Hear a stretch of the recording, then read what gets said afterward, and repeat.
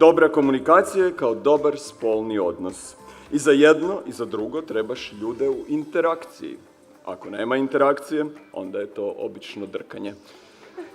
Večeras se nadamo vidjeti puno dobrog seksa, manje ovog drugog i zato uživajte u večeri.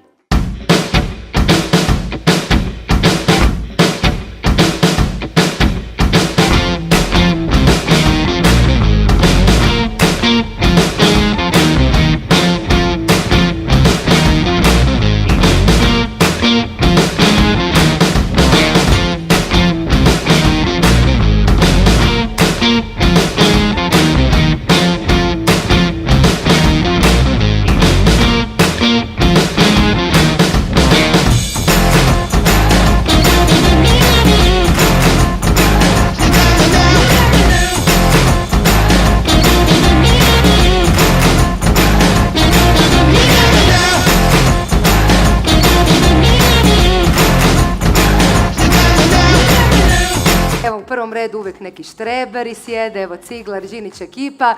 Vidim da nekako to partnerstvo između agencija i klijenata je zapravo na neki način sve čvršće i sve jače.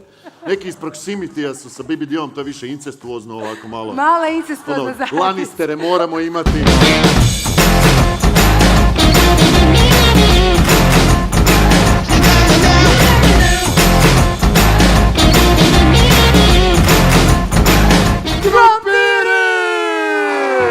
Ma ljudi moji, jel to moguće?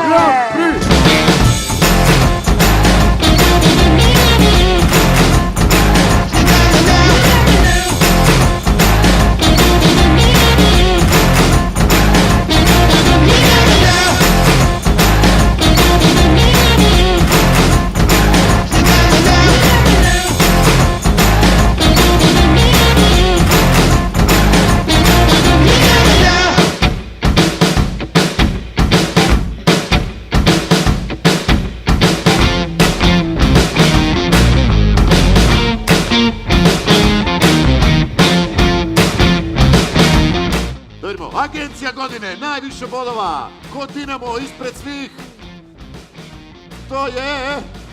Čovjeka iz Zadra to čuo. Ruke te i živi! Opa, 13 bodova!